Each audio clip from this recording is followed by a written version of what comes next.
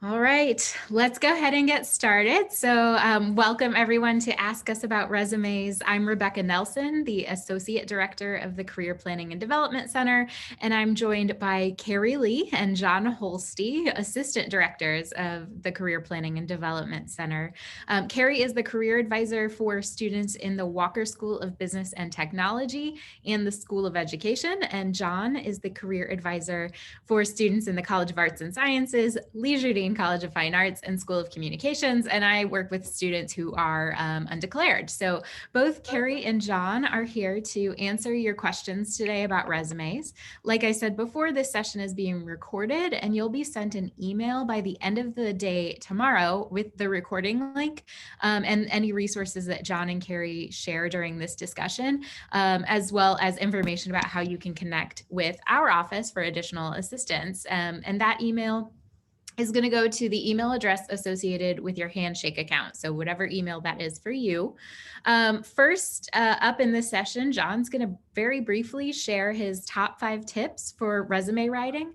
And then we're going to use as much time as possible for you to ask questions. So this is going to operate a little bit like a Reddit Ask Me Anything. So starting now, you can begin to type your questions into the chat and we'll run down the list and address as many as the questions as we can within the time we have available today. So as long as the question is about resumes or CVs, you should feel free to ask us anything. So anything basic, advanced, general, specific, whatever. We will help to address whatever questions you have. And we'll have several of these sessions throughout the semester about various career development topics. So if you have questions about another area, you can always join one of those future sessions or schedule an appointment with John or Carrie. So let's go ahead and get started with John's advice. Awesome. Well, thank you, Rebecca, and thank you everyone for joining us. I'm really excited to be sharing this information with you, and I'm really interested to hear your questions and can't wait to get started. So let's get started. So first off, the tips for success. So the first tip, consider the resume content from the perspective of the intended audience and think broadly about the different sources of experience and try to determine which information is going to stand out to the reader. So let's break this down into 2. So the first one, consider the resume content from the perspective of the intended audience. So I like to think about it through the lens of the reader. Chances are whoever the intended target is going through multiple resumes and is probably looking for some pretty specific information that's going to stand out to them. So when sitting down to construct application materials, I always recommend just first thinking about what's going to stand out. What's going to be some of those pieces of information that is going to draw them in, is going to make them realize that you are the best candidate and that you have a lot of experience in that area. So really, first thinking about it through the lens of the reader is important. Secondly, so think broadly about different sources of experience. I like to think about resumes and application materials as just sort of building a case of why you are the best candidate. So there are some kind of universal sections that that most resumes will contain, things like contact information, education, experience. Those are typically included in most, but I think it's helpful to think about other aspects, other dimensions that might suggest to the reader that you have a very competitive candidacy. That might look like specific technical skills, that might look like on-campus involvement or professional involvement, or maybe a lot of your information will revolve around academic projects or things that you've done through your coursework that that can suggest to the reader that you would be a good fit for that position, that you would excel in that role. So I really like to think about it through the lens of the reader, and also think about all the different sources of experience that might kind of add to that case of why you are a good candidate. Secondly, so customize each resume to reflect the specific skills and experiences relevant to the goal and position, and avoid resume templates and instead create your own original document. So first off, the keyword here is customize. You want to really, like, rather than including everything you've ever done and throwing it on there, throwing it at the wall and seeing what sticks, you want to customize that information to make it as clear to the reader as possible that you have those specific skills and experiences. So say you were applying to work as a connection leader on campus. and then the next semester you are applying for a graphic design internship. The information that's going to be pertinent to those readers is going to be a little bit different. There will be some overlap, but the different aspects that you might want to emphasize is going to be different depending on the goal. So really thinking about customizing each one is important. You might be thinking, well, customizing a document for each position I'm applying for sounds like a lot of work. I'm not going to lie, it's a little bit more work, but if you're really serious about that position, it's really going to take it to that next level and really going to help you in the long run. So I really recommend customizing your application materials. The other part, resume templates, I recommend avoiding them for a couple of different reasons. One is that, let me go back up. So on this title screen, this James Bond one is a Google template that I can't tell you how many times I've seen that exact same template across my desk. So chances are, the hiring manager, whoever you're submitting it to, is likely also seeing that same resume template. And so that can kind of appear generic or impersonal. This is a professional document representing you as a professional. So I always recommend kind of making it your own, making it genuine and unique, and just kind of creating your own original document. The other aspect of resume templates is it can sometimes be difficult or limiting to kind of customize and move around different pieces of information. And as I was talking about before with the different goals, you're probably going to want to adjust your resume depending on what that goal is. So creating your own document is helpful and makes it a little bit easier for kind of adjusting that content. Third, develop thorough yet concise bullet point statements. Using a framework of what you did, how you did it, and why can provide a clear message to readers. So bullet point statements are sort of the heart of you explaining what you did in a certain role and giving the employer an idea of sort of what skills you used, what actions you took, and how you could potentially use those to benefit their organization. Really thinking about the framework of what you did, how you did it, so like what actions you took and why, or what was a positive result of those actions, is sort of a formula for creating a thorough and bullet point statement that really tells a story to the reader. So what you did, so an example could be like provide customer service. That tells me a little bit about what you did. How you did it, the actions, provide customer service by listening to the needs of the customer or something like that. And then why, provide customer service by listening to the needs of the customer, achieving consistent 5 out of 5 customer service reviews. That's an example of kind of applying all 3 of those in steps to create one clear and consistent message. Then a part of that bullet point statement writing, this next tip is leading off each one with action-oriented verbs can be helpful. And then you also want to make sure that the verbs you're using are in the correct verb tense. So action verbs are great for kind of setting the stage and creating a streamlined, effective, descriptive bullet point statement. So instead of using passive verbs like worked with this, or did this with this group or something like that, replacing those with action-oriented verbs can be really, really helpful. So we have this list of bullet point action verbs that you can take a look at that breaks it down into different categories. So if you wanted to, brainstorm different ways of saying, for instance, helping, we have a helping section. There's all sorts of different sections here to get you thinking about a descriptive way that you can lead off each bullet point statement to really reinforce to the reader that you like what you did in that role and what skills you have. So sorry, let me get back here. So the other aspect is correct verb tenses. As a general rule of thumb, if it's an experience that you're still involved with, you want to use present tense verbs. So you would say maintain organizational effectiveness. If it's a position or an experience that you are no longer involved with, you want to use past tense, so maintained. Another aspect of the present tense is you want to use present perfect tense rather than present continuous. By that, I mean, you would say maintain organizational effectiveness rather than maintaining, which is that continuous tense. I like to think about it as though a friend said, hey, what do you do at work? And you would say, oh, well, I maintain organizational effectiveness. You wouldn't say, oh, I'm maintaining organizational effectiveness. So thinking about it like that can help when kind of constructing these bullet points. And then the final tip, ensure that the document is organized and easy to read. Be aware of formatting and try to achieve sort of a balanced look to the document.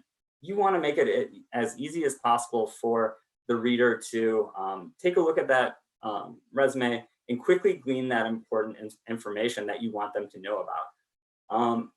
Sometimes people may be tempted to just, there's a lot of things you want to say. So you might be tempted to just cram a bunch of information in there, but you want it to be visually appealing and easy to read. So it can be somewhat difficult if there's like a wall of text that the reader is up against. You want there to be periodic breaks. You want there to be a little bit of space between information so that they're not inundated with information. And then you want to utilize both sides of the document. So oftentimes I'll see resumes that are really like left-leaning, or they're big open areas of white space that aren't being utilized. You want to make sure that you're utilizing both sides, you're creating that balanced look, and that you are breaking up information so that's not overwhelming, but you're still taking advantage of the space that you do have. One way to do that, being aware of your different section headings can be really important, and making sure that they are clearly differentiated from the rest of the information. And then another great aspect is, with those bullet points, actually using bullet points. So sometimes I'll see resumes that have just kind of a paragraph. And while the information might be the same, presenting it in that paragraph way isn't necessarily going to be as effective as breaking it out into each individual kind of points that you want the reader to know. So, so it's helpful to really kind of think about it in terms of, having that balanced look, making use of the space that you do have, and then presenting a lot of good quality information, but not too much or in a way that is, too much for the reader to take in at once. So there's a few resume examples. You can kind of take a look at some different ways that other people have done it. So again, with a lot of these, you'll see there isn't too much open areas of white space. They use the space pretty effectively overall. And so there's different ways of going about doing that. This section has a little bit of open white space, but that's intentional by kind of creating these dual columns, one being the section headers and then one being the rest of the content. So there are different ways to do it. This is another good one. Sometimes using bullets and in dual columns for short listing items, things like related coursework or technical skills, can be a way to kind of maintain that balance and utilize both sides effectively. So we have this available to you, as well as our guidelines for resume writing resource, which I didn't include on here, but I certainly send that out with the rest of the information that we send you tomorrow. But there's a lot of good examples and a lot of good information in that guidelines for resume writing. So, so with that being said, that is pretty much the top 5 tips that I have for you. Carrie, I want to check in with you real quick and see if there's anything you want to add or anything else you kind of want to touch on as well. Yeah, thanks, John. So I think you hit all of those key points, highlights for good resume writing. So the one thing that I just wanted to mention before we jump into the questions that you all have is how important I think getting feedback is. So, connecting with your career advisor, talking to a mentor that you have in your field or a professor that you're close to. But a lot of times, what you did and that you're qualified for a position, but that doesn't always come out effectively on that first draft that you write, just like when you're writing a paper. So I think it's really helpful to get feedback from different folks to see how they're perceiving your experience, if there's ways to enhance your resume. Because, every industry has its own kind of norms and standards beyond just those basic resume standards that we talk about too. So. Yeah, that's a great point. Thank you for sharing that, Carrie. Excellent. Thank you so much to both of you for sharing those tips just to kind of frame out what we're talking about today. But we're already getting some excellent questions coming through the chat. And if you have questions, start typing them in. We will just kind of run down that list and address them one by one, as I mentioned at the beginning of our session today. So let's kick it off with the first one. How do we use the resume as a marketing tool and not just an informative outline? Wow, that is a great question.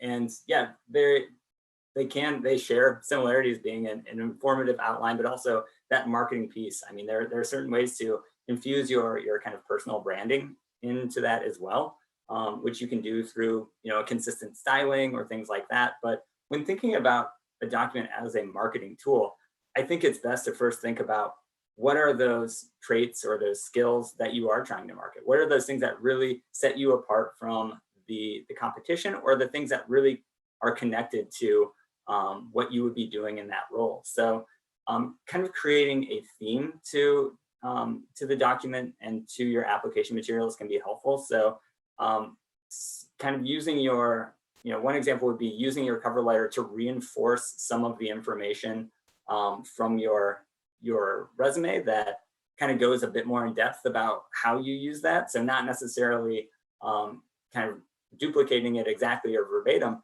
but just expanding on that. And so you can you have some latitude in terms of how you want to describe all of your experiences and what aspects you want to emphasize. So thinking about what some of those emphasis areas may be, and what it is that makes you a unique candidate, and capitalizing on those and really spending some time making sure the reader is aware of those is going to be a good way to make it a marketing tool, and to take it beyond just that informative document to that marketing tool. Carrie? Yeah, totally agree with everything you said. For me, I think it's all about that customization factor, so that anybody who's looking at your resume, that first 10-second scan, they know what you're trying to do. It's clear what type of position you're trying to apply for, what are those key skills or experiences you're trying to emphasize. And then, yeah, having that consistent look to your document. So for instance, if you are submitting a cover letter, that your cover letter, your resume, they're using the same font. You're using kind of those same stylistic choices so that everything looks like this package. Because I think that's something where people don't always think of them as a package. It's like, oh, I have to submit this and I have to submit that. But making sure that there's that cohesive look to them besides the content, I think is a great way to market yourself. Mm-hmm. Awesome. Thank you. So next question, is there a right or specific way to write a resume? Man, that's another great question. It's really, when it comes to resumes, the way I look at it, there's no hard and fast rules. There just happen to be some things that are more common than others. And there are some things that are general rule of thumb, like things that you probably want to do. But there is some degree of, customization or different things that you can do. I think in general, when it comes to like organizing it and structuring a resume, leading off of that most important information first is a good way to approach that. But in terms of a right way or a wrong way, I don't think there's necessarily a wrong way, but there are certainly things you can do in a right way to make it as competitive and as good as possible. Carrie, do you have something to add to that? Yeah, there are those kind of standard norms with your resume, and certainly those norms, like I said, they might differ a little bit by industry or like country that you're in. But things like, having bullet points that talk about your experiences, including your contact information, having that most relevant information, first, and then going down in order of importance. And so, yeah, there's not really wrong things per se, as opposed to a few things like you don't want to include, for a typical US resume, like you would never include like your social security number or a picture. Like those are not to do. But beyond some basic things like that, yeah, it's really just about what you want to emphasize and making it easy to read for other people. So like sometimes people put their dates on the left. it's not wrong per se, but it's not the most effective because you want your important information on that left-hand side, like your job titles, your employer, so they see that information first as they're reading left to right. So that's why we talk about having your dates on your right. Yeah. All right. Next question. Someone who has similar degree experience to the three of us. So I'm currently getting my master's in counseling and in my third semester, but I'm not working in a related field currently. What tips do you have for my resume to get my first entry-level job related to counseling? And I think this is great and could be applied to other people who are, in that same situation, maybe not with a counseling degree. Yeah, so, like we talked about, thinking about tailoring it to make those related skills and knowledge that you have stand out. So, that's pretty common. You're getting your degree to get into that field, so you haven't had a job yet specific to that. So thinking about, as you're writing your bullet points, what's relevant from your past experience. So maybe you have done some tutoring or mentoring or things like that, where you could talk about how are you able to build rapport with people, right? So what are those relevant transferable skills that you can emphasize that would be useful, in a counseling setting too. So kind of prioritizing those bullet points, and then potentially, depending on what you want to emphasize, you could do things like including relevant coursework.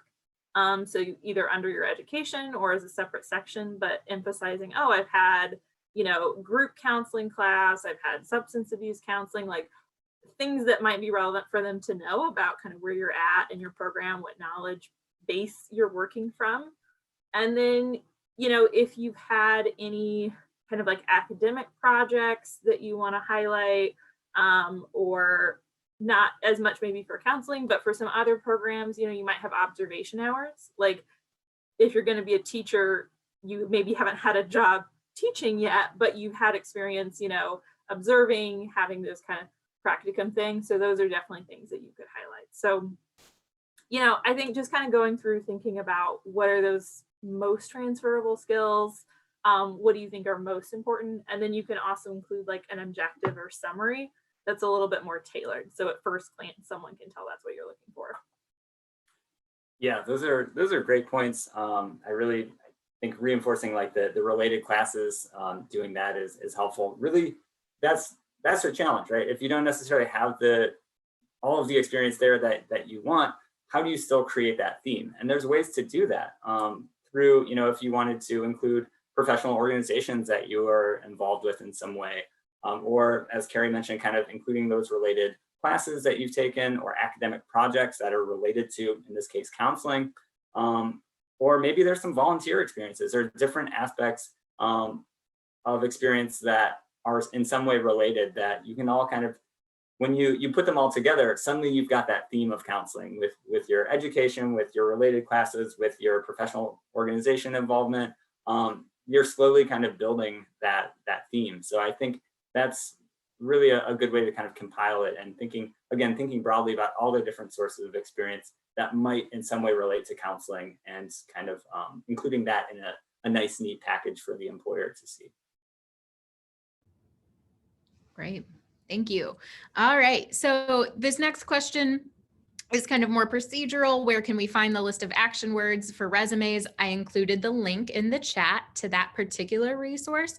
But by the end of the day tomorrow, you'll also get an email at the email address that's associated with your Handshake account. Usually for current students, that's going to be your Webster email address. If there are any alumni on this Zoom, that would be probably, depending on how long it's been since you graduated, that might be a personal email address. So it just kind of depends on you.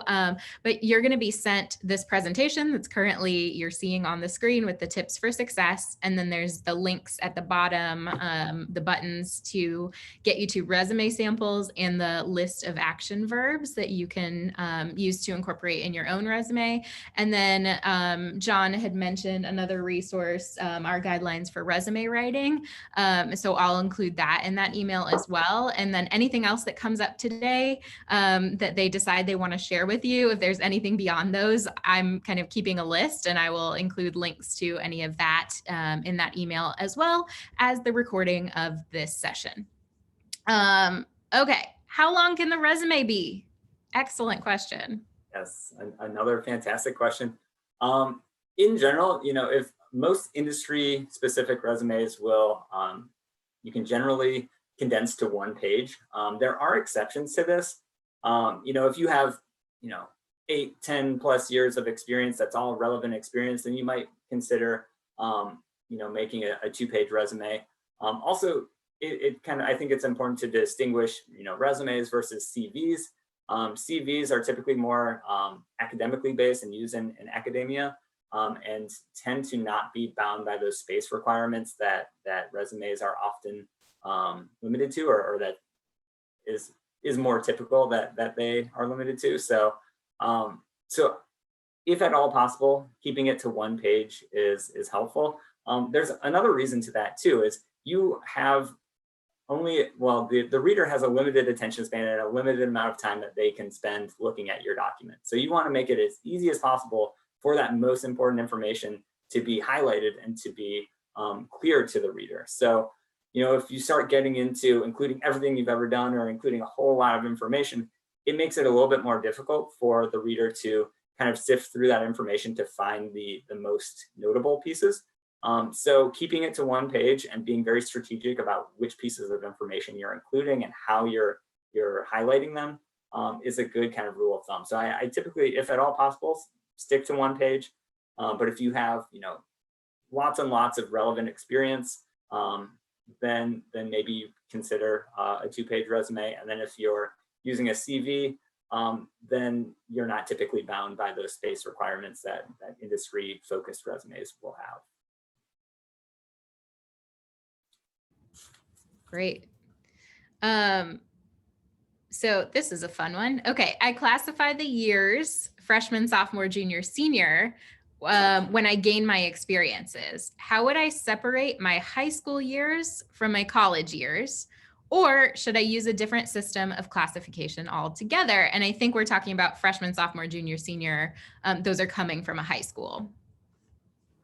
Sure. So, there's definitely different ways to kind of talk about your experiences. So what I would say is kind of most traditional is within each section, which you might have one large experience section where you have everything, or you could break it up. So for instance, you could have like involvement at Webster versus, if all of your involvement in high school was like through sports, maybe, that's a specific header you want to use. So within each one, you want to have most recent to oldest. And so the reason why we say that, because you want to emphasize what are you doing right now? Because that's what employers are probably going to care about more than, what did you do 5 years ago, right? So you still might want to include that, but you want to have the most recent first within each section. And then you don't necessarily have to classify by year, but you can just include the date. So month and year. So for instance, if you were treasurer for French Club, 2017 to 2018. And then, you have your experience with being the assistant coach for this team in those years. So that way it's a little bit easier for somebody just glancing at your resume to see, because sometimes it takes a little bit of time for us to think back about like, okay, well, your freshman year, what year would that have been? So I think that might be a little bit more effective way for a broader audience. So hopefully that makes sense, and you can kind of see some examples in those resume samples that we'll send you all to. Yeah, and I think going back to the reverse chronological order, so recency first, the most recent information first, like Carrie said, I think it's a good way to organize it, and that is going to be what the employer is typically more interested in is what are you doing now, or what have you been doing recently, rather than 5 years ago. So, yeah. I'd also add, by the time you get to about junior year, of your college experience, you would start to see like most of your high school information leaving the resume. And you could keep a record of that in a different place. But a resume that you would send out because of that recency, you would probably want to include just the information and experiences that you've built from, freshman year of college moving forward. So, all right. Next question. How do you appeal to entry-level jobs if you have no experience in a field? So I think kind of similar to what we talked about with the counseling student. So if you don't have relevant experience in a field, that's okay. Certainly you're a newer professional, that's not uncommon. So thinking about what do you have that's going to be most relevant for them to know about. So, maybe you've had some part-time jobs. So you worked on campus as a student, you worked at Target.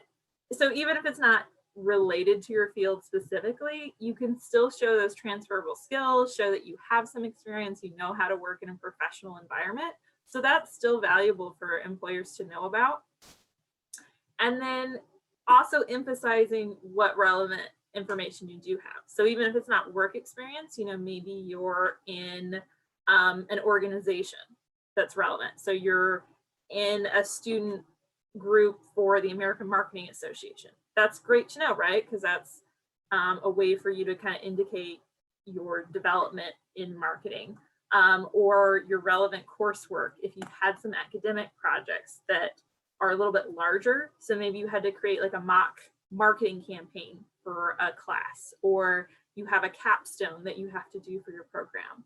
So employers still care about those experiences, and they just want to see what skills do you have and how did you develop those. So whether or not it was paid versus a volunteer through class, things like that.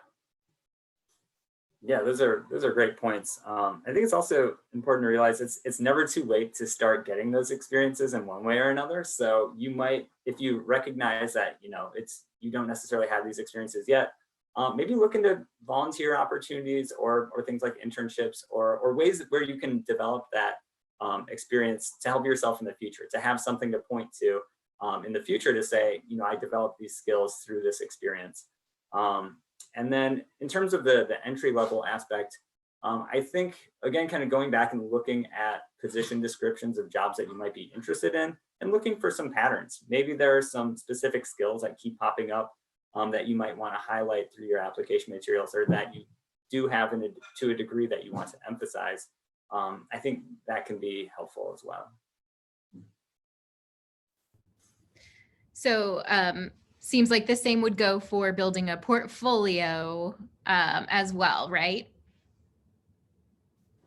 Yeah, and depending on what your area of expertise is, what that looks like, that's something where you can also include a link. So for instance, maybe you have like a GitHub profile where you have some of your like coding projects if you're a computer science major. So you could include a link in that contact information.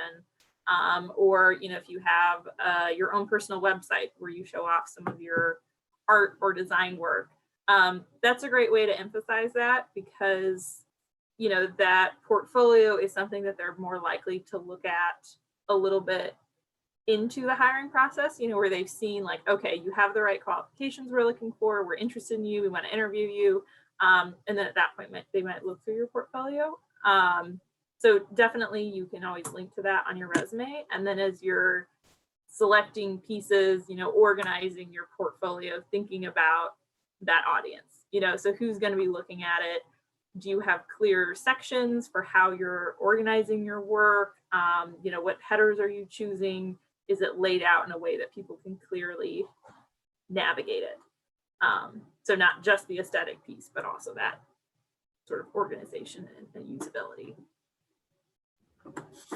Yeah, that's a great point. I would add, any writing samples or things like that, you could certainly save and present if that would be needed.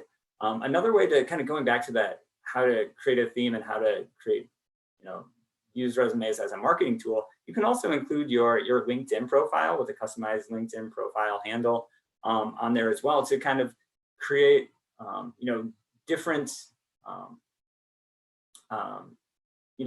sort of reinforce those different themes in different ways and through different formats.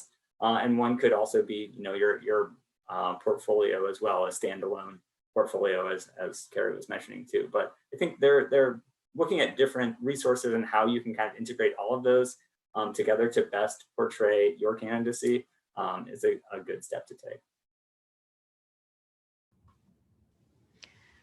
Great. I'm going to read off this next question in just a moment, but if you have questions about resumes, please feel free to type those into the chat. We still have some time left on the clock today, so we are happy to address any of the questions that you have, whether you think they're super basic or especially complicated. Again, we are happy to try to address those as best we can. So the next question is, I'm looking for an internship and I wonder if I should highlight that I'm a student employee at Webster.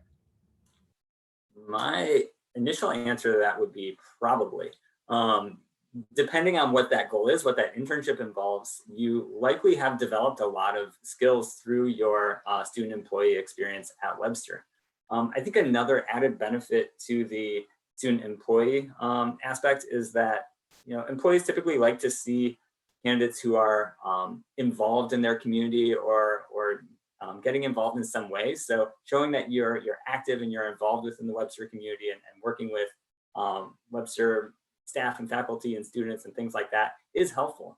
Now, what specific role you hold here as a student employee, I think that's worth further kind of examination in terms of what aspects you want to highlight. So again, finding that connection between, so this is the internship and this is what would be highly notable or valuable in terms of skills and experiences. And then this is your experience as a student employee.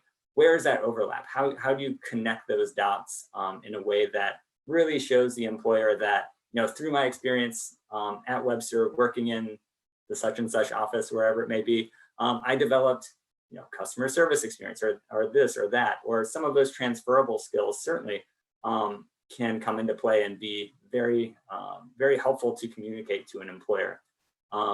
There might be some technical skills, some specific computer programs or things like that you've worked on, or maybe some certifications that you picked up along the way.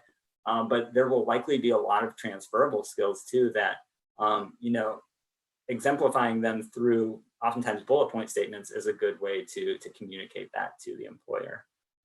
So my answer is probably, most likely. If you have any further questions, please connect with either Carrie or Rebecca or myself, whoever your career advisor is, and I'm sure we would be happy to really take a look at like what goes into that. Another important aspect to think about is sometimes it's difficult for us to kind of objectively look at what we do. So your position likely has a position description too. So that outlines some of the notable responsibilities and actions that you have taken in that role. So sometimes looking at that can be helpful for thinking about like, what do I want to communicate to an employer? What are some things I do on a daily basis that have a lot of value to a potential employer?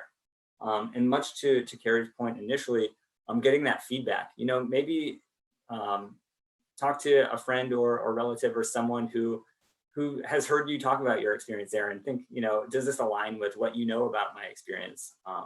And so I think that can be helpful as well.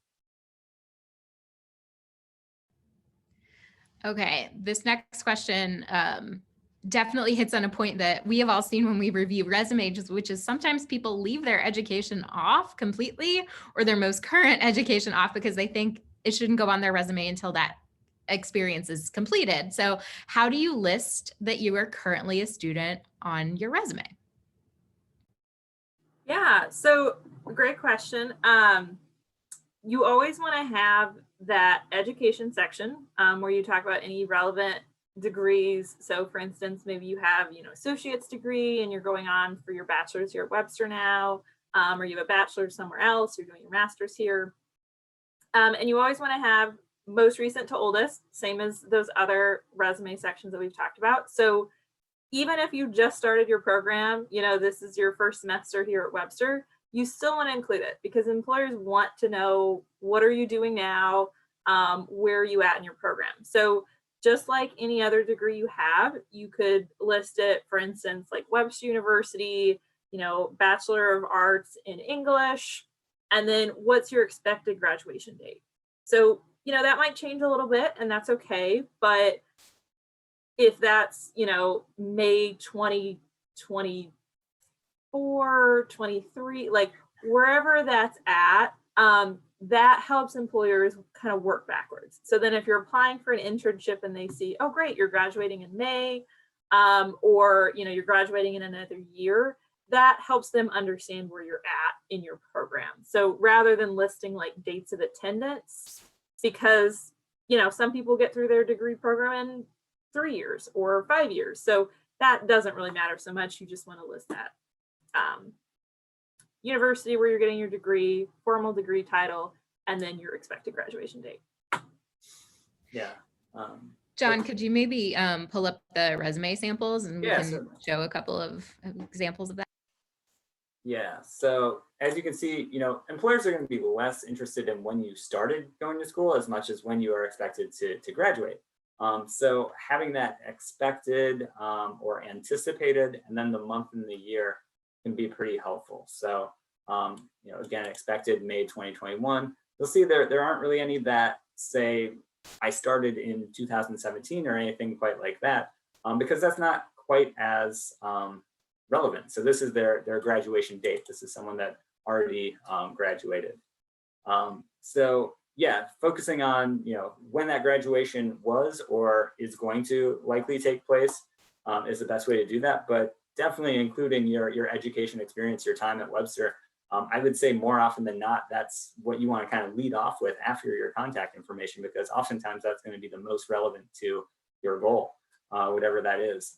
So I think definitely including, as Carrie mentioned, the name of the degree program. And there is some, so I come across some resumes that have an abbreviated and might say BA in political science or things like that. I'm not typically a huge fan. I think if it's possible, write out the full degree name. But then again, some people, again, no hard or fast rules in terms of that. It's kind of up to you what you want to do. But I think writing out the full degree name, I mean, you're putting in the effort. Why not present it in a way that shows that you're proud of what it is that you're getting and present it in its full state to an employer. And then the name of the institution, the location of the institution, and then when you're expected to graduate. So yeah, that's certainly something to think about with the education section. Those are the essential aspects you want to include. You can also include things like your GPA if you wanted. Generally, if it's 3.0 and above is when I would recommend, if that's something you want to include, do that. And then there's also ways to, like with the related coursework, you can kind of merge that education section with that related coursework and create sort of a more comprehensive education section that way. So yeah. Excellent. Is your high school info listed on the resume? Yeah, again, like most recent information would be ideal. Typically, as Rebecca mentioned, around junior, senior year, you'll start to see some of that high school information drop off, with the idea that you develop new experiences and been involved with other things more recently that are going to be notable to the employer. With that being said, sometimes there are really, really notable aspects of your high school experience. Maybe you were a founding member of some organization or something like that really adds a new dimension to your resume that isn't present elsewhere, or that you don't have a more kind of recent version of. And then you kind of have to make that personal decision of whether or not you want to include that or not, or whether it's worth it. But in general, as Rebecca mentioned, junior, senior year is when you start to see that drop off, with the idea that you've developed new experiences. And again, definitely, if you do include your high school information, use reverse chronological order. So Webster would be first, and then your high school information. Or if you're doing it in like, campus or organizational involvement or things like that, then you would drop them down lower than your more recent ones. Carrie, you work with a lot of students working on master's programs. Does kind of the same hold, excuse me, in terms of like bachelor's degrees coming off, or would you keep that on a resume? Yeah, so I mean, there's always kind of room for, different interpretations, obviously, depending where you're at in your career, what you want to emphasize. I would say as a general rule, for bachelor's degree and above, you would probably always want to list that. So even if you're like, I got my bachelor's degree in business administration a decade ago, I'm doing my master's in counseling now, I would still include that bachelor's degree, even if it's not relevant, because that's often like kind of a basic qualification. So it might be that a master's is preferred or required for the position, but they're still going to probably look just at your educational background to make sure that you're ticking those boxes. So I would still include those. For other degrees, like for instance, if you have an associate's degree, you absolutely could list it on there. Or if you feel like that was like 15 years ago, it's not relevant, like you could leave that off. So generally that kind of bachelor's would typically always stay on, and then any subsequent higher level degrees, if that makes sense. And the other thing that I would say, kind of adding on to John in a more generalized order, is the three questions I kind of always ask myself when you're thinking, should I list this on my resume or not? Are, how recent is it? So like we talked about, if high school was 5 years ago for you, it's not particularly recent. Maybe it doesn't make sense to include that. How relevant is it? So, if you are a junior, you went to like a STEM focused high school, you had all these like extra classes that you maybe wouldn't have gotten with a typical high school experience, maybe that is relevant for you to include, right? If you're a biology major, for instance. And then how unique is it? So, if you have an award that you won, like a national award as a high schooler, you were nominated for something very specific, then it might make sense to still include that, even if that was longer ago, because it's a particular unique experience versus I was in National Honor Society, which is great. But hopefully, if you were academically successful in that way in high school, you carried that through to Webster. So you still have, a high GPA, or maybe you're on Dean's List here. And so employers are going to care more about that recent experience, right? So how relevant is it? How recent is it? How unique is it? Excellent. That's a good touch point to kind of think about those three questions as you're writing. This is another one that I think you deal with a lot, Carrie, and is relevant to a lot of our students who are just trying to work their way through school. But how do you address professional work experiences versus entry-level positions, for example, retail type positions, while keeping the resume to one page without it looking like there's a gap in your experience or your employment? Absolutely. So there's kind of a few different ways to do that. So depending on what makes sense for your experiences, you can always break up your experience into multiple sections. So sometimes people get locked into this idea like, I have my work experience section. That's what it's called. You can make up whatever headers you want to. So for instance, maybe you have teaching related experience. And so you have all of those, like your tutoring, your experience as a full-time teacher, anything that's going to be relevant to that professional goal of yours. And then you could have another section that's customer service experience, where you talk about, here's my roles from working at Starbucks and at Target. Or you could have additional experience. So those headers can really be whatever you want, but that's a nice way for employers because it helps frame your experiences, right? So if they see marketing experience, counseling experience, whatever that is, that's kind of framing your experiences for them and emphasizing that. So that's often the easiest way to kind of differentiate that, is to literally have, multiple sections. Otherwise, if it makes sense just to have one section for all of your experience, that's totally fine too. Part of that may just be about space. So for instance, maybe, your student employment job, your retail work experience, you want to list that to show that you had that work experience, but maybe you only want to include like one bullet point. So you give them a sense of what you've done, but you're not going to include as many bullet points as you would for that relevant internship or full-time work experience you had. And then kind of another option that some people do, so especially if you have kind of multiple sections with like an additional work experience or customer service experience, something like that. If you're getting to the point where you're not quite ready to drop them off, you can just list them. So, if it's just like additional work experience, cashier, Target, here's the dates I worked, and you can have like those 3 jobs at the bottom of your resume so that you're still addressing that kind of gap, that you have those experiences, but you're not taking up as much space and you're leaving that to the most relevant. So that's a way you can do it. And at the end of the day, your resume is not an autobiography. Employers know that you're never going to fit your whole life onto 1 or maybe 2 pages.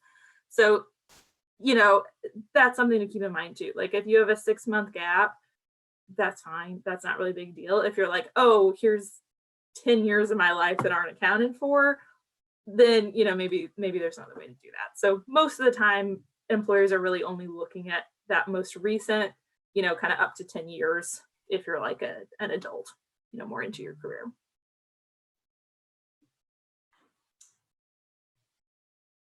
Yeah, those are great points, Carrie. And I'll just go ahead and address this next question that is kind of a part of that one. Mm-hmm. How do you address gaps in employment on your resume?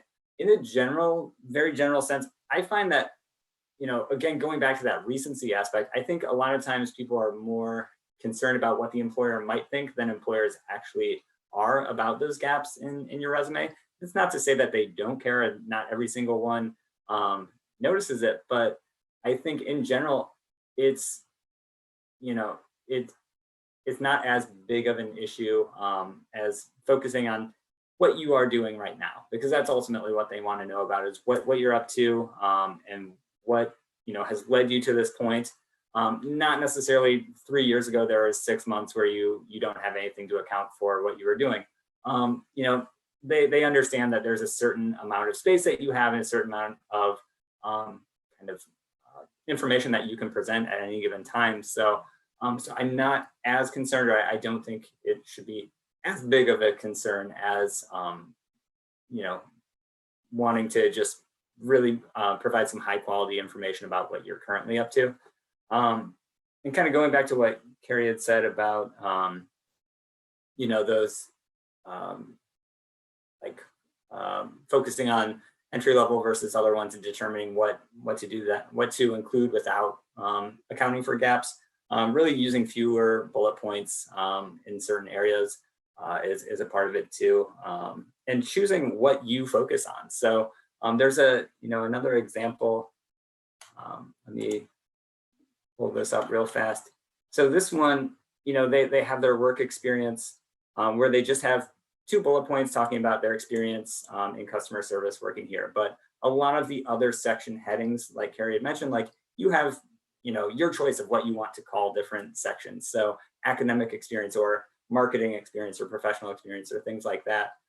You can kind of, excuse me, pick and choose what information to share. And if you have something that, is more customer service focused or not as relevant or pertaining to your goal, you don't have to, include every job you've ever had, and with the concern that they're going to wonder what you did. So I wouldn't, be as concerned about that. And then I think also being able to talk about other things that you were doing, if they should ask in an interview or something like that, what you were up to. If you could talk about, volunteer experiences or working on, you were a full-time student, you were doing this, you were doing that. I think accounting for that period in some way is going to be helpful, whether that's on your resume or off. So I think just how you want to talk about it and what you were doing. I mean, you don't want to say, well, I was twiddling my thumbs for those 6 months. You want to talk about you were doing something, whether it's directly related to your goal or not.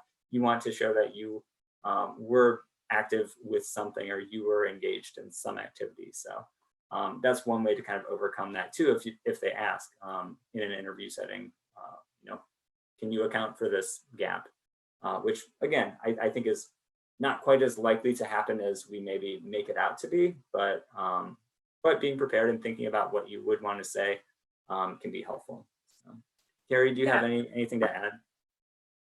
Yeah, so I agree with John. Like he said, I mean, they're most concerned with recent things. So yeah, like a 6 month gap from 3 years ago, probably not going to be a big deal. Or like if you were a student, that's pretty easy to explain that, like, yes, you clearly were working on your degree at that point. If it's a situation where you're more into your career, so for instance, maybe you took like a decade off to raise your kids and you're coming back, kind of retraining, looking for work now. So you're like, well, I don't have something I've been doing really recently. Then for those instances, it's kind of up to you. Like John said, emphasizing what have you been up to. So, maybe you were involved with a lot of volunteer work through, your child's school, through like a religious affiliated organization. Maybe you still were part of a professional organization. So, having something on your resume that like you've been existing, you've done something with the last 10 years. And then that's also something that you can address in your cover letter. So, I wouldn't necessarily say like stay-at-home parent 2010 to 2020 on your resume. But if you feel like there is this really large gap and, I'm concerned that they might make some assumptions or whatever that might be, if you want to share or you were taking care of a family member, then you could do that in your cover letter, just kind of as a one-off sentence or two to say, I'm really excited about getting back into, the field. I've been taking these, marketing courses through Webster, wanting an opportunity to put my skills into action after taking some time off to focus on my family, and that's kind of all you need to say, but that you've addressed it. So. Do y'all think employers are understanding of gaps due to things like COVID or the previous recession, things that like kind of knocked people out of the workforce for sometimes up to a year or more, but was really kind of out of their control? Yeah, I definitely think that employers, they're not immune to this. They understand what's going on with regard to the workforce and employment and things like that right now. So especially now, if you're concerned about some recent gaps in employment, I would not be as concerned. I think what we're hearing from employers is that typically they are aware of these things and are understanding that this is not the best situation for all workers. So yeah, I think there is a level of understanding that goes into it on the employer side. Yeah, and I think particularly now is a good time to have a gap if you're ever going to have a gap, because this is not something where it was like a local, like this is the entire world. Like the job market's out of whack. So yeah, I think employers are going to be definitely more understanding than they might have, say 5 years ago or something. And with that, if you are looking for an internship, you haven't been able to find one, still keep looking. There are opportunities out there. But if you don't, then just think about how are you going to talk about this time? So, like what can you do? So you could say like, oh, I've been taking LinkedIn learning courses, or I've done some, like virtual volunteer work, but that you can say something about this sort of gap, as it were, I think is the most important point. Just that you're able to address it in some way. Mm-hmm. And I think employers also understand that it takes time for the job search process. I mean, you want to give yourself typically 3-6 months to kind of go through that whole process. And so, that can account for some of it. It's not as easy to, as nice as it would be to go through the whole process in the matter of a couple of weeks, that's rare. Oftentimes there is that extended amount of time, especially if you just graduated or if you don't have all that much experience to show for. Sometimes getting that first position in that field, or getting that first position once you graduate, can take a little bit of time. And I think employers they understand that as well. Oh my gosh. Well, thank you so much for sharing all of your experience and your advice today. We are at our time. I want to thank all of you for engaging in this chat today. Those were some excellent questions, and I think really were helpful to other people who are participating, even if they were specific to you. So really excellent. As I mentioned at the beginning of our session, you're going to be receiving an email with the recording, links to any resources shared, and information about how to connect with the Career Planning and Development Center for individual assistance. Our next web event will be similar to this one, and it's going to be Ask Us About Searching for Jobs or Internships. And that's going to be on February 17th at noon Central Time. You can find more information about that session and the registration details in the events section of your Handshake account. And so we're looking forward to having another fruitful conversation. With that, we just want to thank you and hope you have an excellent rest of the day. Thanks, everyone. Thanks.